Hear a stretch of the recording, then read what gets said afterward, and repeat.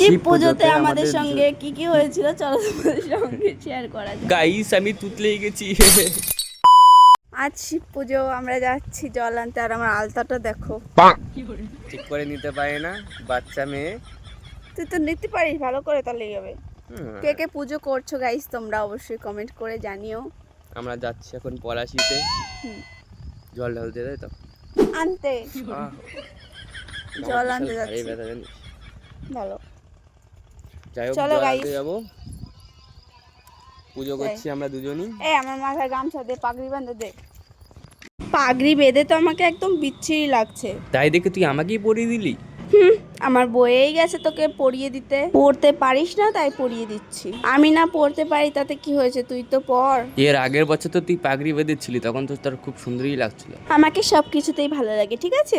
যাই হোক গাইস, দেখো this is the final look. আমি ছেলে হলেই ভালো হতো, আমিও বাঁধতে পারতাম। বেরিয়ে পড়েছি আমরা। এই দেখো সামনে আমার ওই ফ্রেন্ডটাও যাচ্ছে, আমরা চারজন যাচ্ছি। প্লিজ দেখো এসে তেল ভরতে। তোর তোর গাড়িতে কি কোনোদিনও তেল থাকে না? ও ভিখারি, ওর গাড়িতে কোনোদিন তেল থাকে না গাইস। তোর কাছ থেকে টাকা নেবো 200 টাকা মারার জন্য। গাইস আমরা বেরিয়ে পড়েছি পলাশিতে জল জল আনার আনার জন্য? উদ্দেশ্যে বাবার জন্য।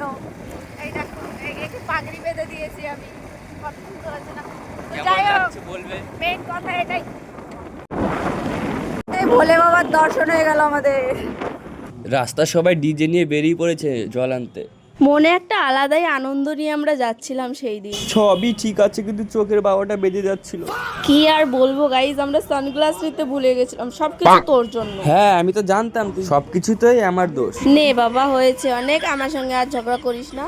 যেতে যেতে রোড সাইডে একটা দোকান দেখতে পেয়েছিলাম, ওই দোকানে সানগ্লাস ছিল, কিন্তু কপালটাই খারাপ। এই দোকানে সেরকম কোনো সানগ্লাসই ছিল না। প্রতি বছর এই রেলগেটের এখানে ফেসে যায় জ্যামে। যাক ভালোই হয়েছে, রেলগেটের সামনে ফেসে গেছিলাম। যেখানে ফেসে গেছিলাম সেখানে একটা সানগ্লাসের দোকান পেয়ে গেছিলাম। দুজনে দুটো সানগ্লাস নিয়ে নিলাম। দেখো তো কেমন লাগছে আমাদের দুজনকে। আমিও পুজো করছি না, ও পুজো করছে না, কিন্তু গঙ্গা স্নান করে না গঙ্গার পাড়ে একটা মন্দির আছে, সেই মন্দিরে দুজনে জল ঢালবো ভেবেছিলাম। শিব পুজোতে জল আনতে যাওয়ার যে ফিলিংসটা, ওফ, সেটা ভাষায় প্রকাশ করা যাবে না।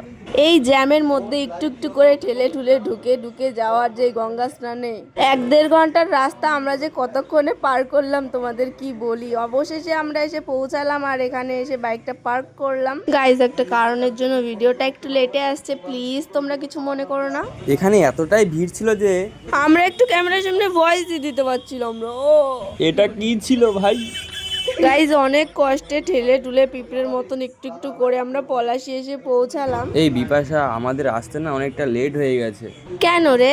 সবাই বাড়ি চলে যাচ্ছে আর আমরা কেবল আসলাম। হ্যাঁ তাতে কি হয়েছে, যে যার মতন পুজো দেবে, আমরা আমাদের মতন পুজো দেবো। ভিড়টা দেখো গাইস, এখানে পা ফেলারও কোনো জায়গা নেই। বাপরে বাপ, এখানে ছেলেপেলে ডান্স করে তো পুরো ধুলো উড়িয়ে দিচ্ছে রে। চল আমরাও ঢুকে পড়ি। পাগল নাকি? এই পারে যা ভিড়, চল আমরা ওই পারে দেখি স্নান করে আসি। যেমন কথা তেমন কাজ, আমরা উঠে পড়েছি নৌকা, এবার আমরা ওই পারে যাবো স্নান করতে। জীবনে ফার্স্ট টাইম আমি ওই পারে যাচ্ছি স্নান করতে। আমিও হিহি। ওরে সালা, আমাদের শিব পুজো দেখার জন্য তো বিদেশিরাই তো চলে এসছে রে। বলে বলে তো সাবাস সাবা। অবশেষে আমরা ঘাটের এই পারে চলে এসেছি, আর এই পারে এসে তো দেখছি একদমই সেরকম ভিড় নেই। ঠান্ডা, জ্বর, কাশি সবকিছু একসাথে লেগে গেছে। সেই সব নিয়ে আমাদের এত শরীর খারাপ নিয়ে আমরা চলে এসেছি। আর আমি এসেছি তো একটা হ্যান্ডিক্যাপের সঙ্গে, তোমরা দেখতেই পাচ্ছ। তুই আমাকে হ্যান্ডিক্যাপ বললি? আমি তো তোকে বলিনি রে, তুই যদি নিজেকে সেটা মনে করিস তাহলে সেটা তোর প্রবলেম। হ্যাঁ হইছে। আর ইনি হচ্ছে আরেকজন, আমারই গয়নাগাটি খুলে দেওয়ার লোক নেই, আমি আবার এনার গয়নাগাটি খুলে দিচ্ছি। গাইস কি দিনকাল পড়েছে। কেন রে, আমি আছি তো। চল হাট ইধার সে। বললাম না গাইস, আমি একটা নুলোকে নিয়ে এসেছি, ভেবেছিলাম যিশুর সঙ্গে স্নান করব, আর এখানে এসে বলছে আমার শরীরটা ভালো নেই রে, আমি স্নান করতে পারবো না। আরে আমারও স্নান করার ইচ্ছা ছিল তোর সাথে, কিন্তু কি করবো বল, আমারও তো জ্বর চলে এসছে শরীরে। এইসব বাহানা না তাহলে কি তোমরাই বলো তো গাইস। যাই হোক দেখো, গঙ্গা মাকে পুজো দিয়ে তারপর স্নান করে আমরা হচ্ছে বাবা ভোলেনাথের জন্য জল নিয়ে আমরা মন্দিরের দিকে যাচ্ছিলাম বাবার মাথায় জল ঢালার জন্য। এবার থেকে ভেবেই নিয়েছিলাম যে আমরা যদি আসি এখানে পলাশী স্নানে, তাহলে অবশ্যই আমরা এই পারে এসে স্নান করব এবং এই পারে এসেই পুজো দেব। হ্যাঁ রে, এটাই ভালো হবে। এই তুই চুপ কর তো, তোর কথা শুনলে আমার গা জ্বলে যাচ্ছে। পুজো করতে দে আমাকে শান্তিতে। ঠিক আছে নে, আমি আর কিছু বলছি না। ও রাগ হয়ে গেলে নাকি? তাতে আমার কোনো যায় আসে না, রাগ হ তুই। তোর কাছে ঝান্ডু বামটা আছে নাকি রে? কেন রে? লেজেন্ডরা বুঝেই যাবে। তুই কি আমাকে ইনডাইরেক্টলি এটাই বলতে চাইছিস যে আমি তোকে বকবক করে তোর মাথা খাচ্ছি? ও তার মানে তোর মাথায় বুদ্ধিটাও আছে। এই তুই যা তো, আমার সঙ্গে কথা বলিস না তো ব্যাং। ও তুই রাগ করলি, তাতে আমার কোনো যায় আসে না। হিসাব বরাবর। আমার কথা আমাকেই ফিরিয়ে দিলি তাই তো? ঠিক আছে রে, ঠিক আছে। বাবার মাথায় জল ঢালার পরে এখানে ড্রেস চেঞ্জ করার রুম ছিল, সেখান থেকে ড্রেস চেঞ্জ করে নিয়েছিলাম। আর ড্রেস চেঞ্জ করার পর এতটা খিদে লেগে গেছিল তোমাদের কি বলি। তার জন্যই চলে গেছিলাম একটা লুচির দোকানে। আর লুচিটা খেতে কি বিচ্ছিরি ছিল। তার জন্য এই দোকান থেকে ভেগে পড়েছি।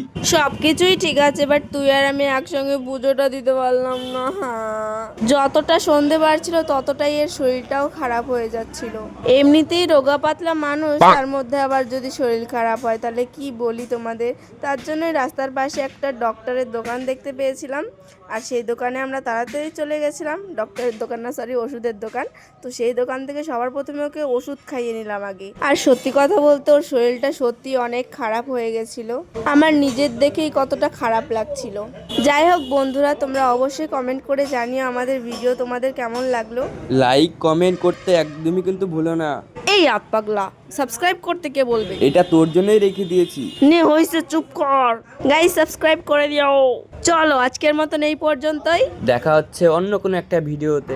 ততক্ষণের জন্য tata, bye bye. Bye bye.